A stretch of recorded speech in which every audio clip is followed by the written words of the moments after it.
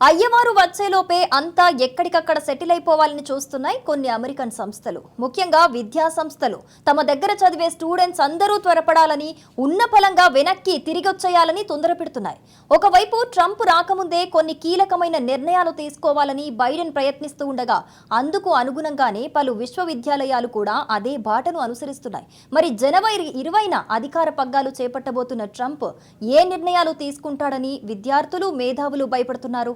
అది మన భారత్కు ఏ విధంగా ఎఫెక్ట్ చేస్తుంది? దేశాధినేత తీసుకోబోయే నిర్ణయాలకు కౌంటర్గా ఆపద్ధర్మ ప్రభుత్వాలు ఆదరాబాదరగా నిర్ణయాలు తీసుకోవటం చెల్లుబాటు అవుతుందా? గడువు సమీపిస్తున్న కొద్దీ నిర్ణయాల్లో బిగింపు. ట్రంప్ రాకముందే వచ్చేయాలంటున్న వర్సిటీలు. ఆందోళన చెందుతున్న లక్షలాది మంది విద్యార్థులు. అమెరికాలో పరుగు పందెం మొదలైంది. జనవరి 20న డొనాల్డ్ ట్రంప్ అధికార పగ్గాలు చేపట్టకముందే విద్యార్థులు వచ్చేయాలని అనేక యూనివర్సిటీలు పిలుపునిస్తున్నాయి. సెలవు మీద వెళ్లిన విద్యార్థులు స్ప్రింగ్ సీజన్ సెమిస్టర్ కంటే ముందే వచ్చేయాలని ట్రంప్ పగ్గాలు చేపట్టాక ఎలాంటి నిర్ణయాలు వెలువడతాయో ఊహించలేమని, విద్యా సంవత్సరానికి ఎఫెక్ట్ కాకుండా ఉండాలంటే వీలైనంత ముందుగానే చేరుకోవాలని చెబుతుండడం ఇప్పుడు ఆసక్తికరంగా మారింది.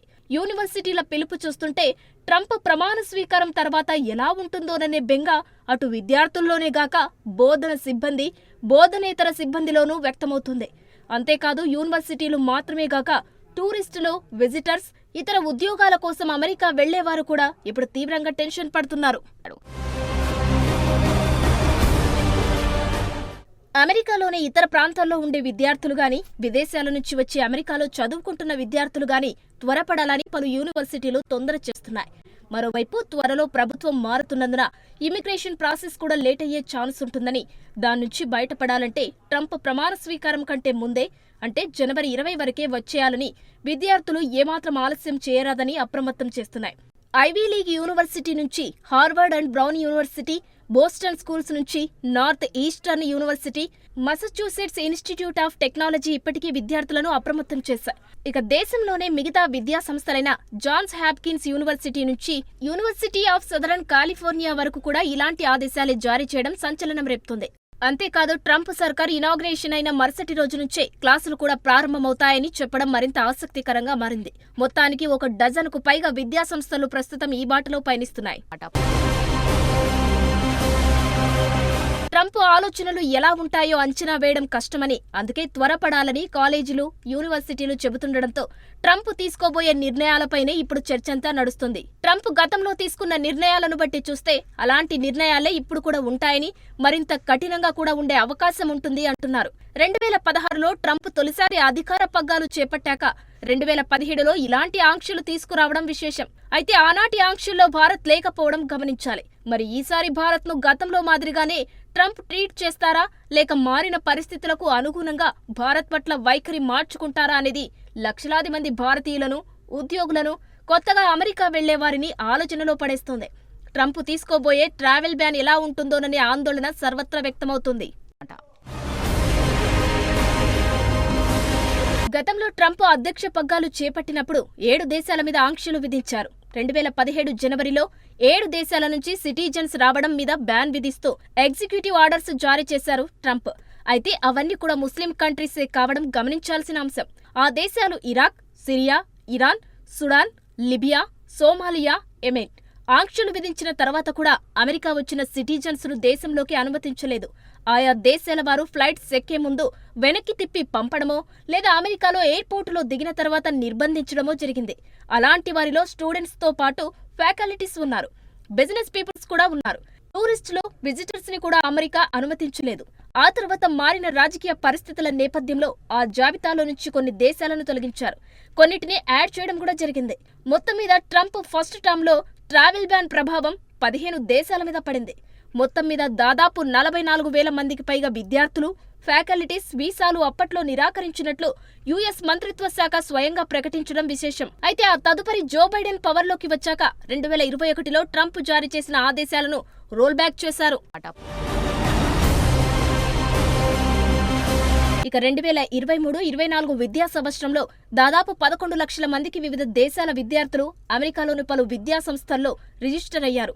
వారిలో అందరి మీద ట్రంప్ ఎఫెక్ట్ పడకపోయినా అనేక మందిలో ఆ ఆందోళన ఉంటుందనేది కాదనలేని వాస్తవం. అయితే అందులో భారత్, చైనాల నుంచే సగానికి పైగా విద్యార్థులు ఉండడం గమనించాలి అంటున్నారు నిపుణులు.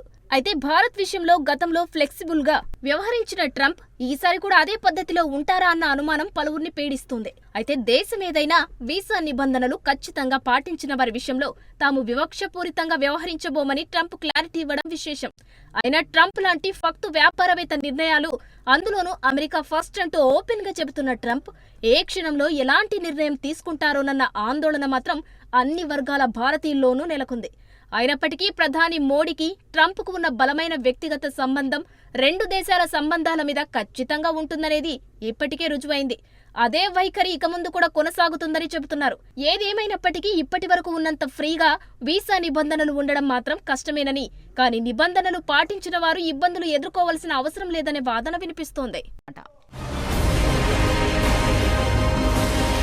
మరోవైపు ప్రపంచమంతా గ్లోబల్ విలేజ్ గా మారిపోయిన ప్రస్తుత తరుణంలో అమెరికా తన మార్కు పెద్దరికాన్ని నిలుపుకుంటే బాగుంటుందన్న అభిప్రాయాలు వ్యక్తమవుతున్నాయి. ప్రపంచవ్యాప్తంగా పలు దేశాల్లో నెలకొన్న సున్నితమైన పరిస్థితులను దృష్టిలో ఉంచుకొని వ్యవహరించాలంటున్నారు.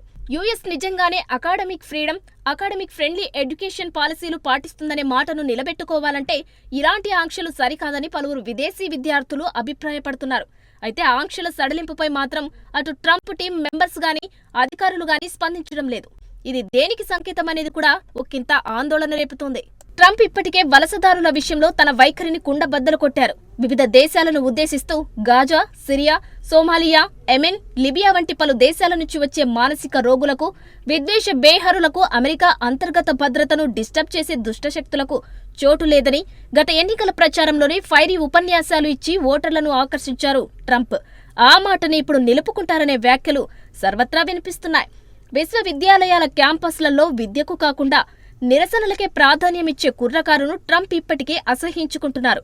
అలాంటి రాడికల్ మైండ్ సెట్ కలిగిన స్టూడెంట్స్ వీసాలు రద్దు చేయాలని యూనివర్సిటీలకు సూచించడం గమనించాలంటున్నారు విశ్లేషకులు. అసలు వారు అలా తయారు కావడానికి విద్యా సంస్థల్లో ఏం నేర్పిస్తున్నారు, ఎలా నేర్పిస్తున్నారు అంటూ తనదైన శైలిలో విరుచుకుపడ్డారు ట్రంప్.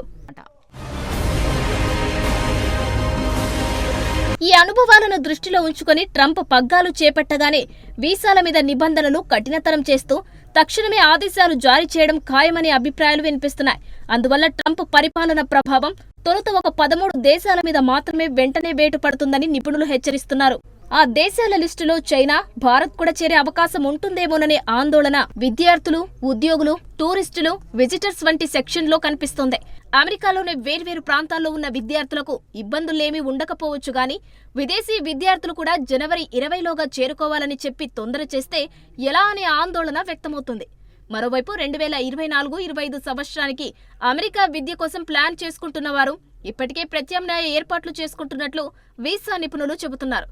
ఏది ఏమైనా పగ్గాలు చేపట్టాక తన దేశానికి ఎలాంటి నిర్ణయాలు అవసరమనేది అక్కడి ప్రజల ప్రయోజనాలను దృష్టిలో పెట్టుకునే ట్రంప్ చేస్తారని, విదేశీ విద్యార్థుల కోసం పాలసీలు ప్రత్యేకంగా ఉండవని పలువురు నిపుణులు చెబుతున్నారు.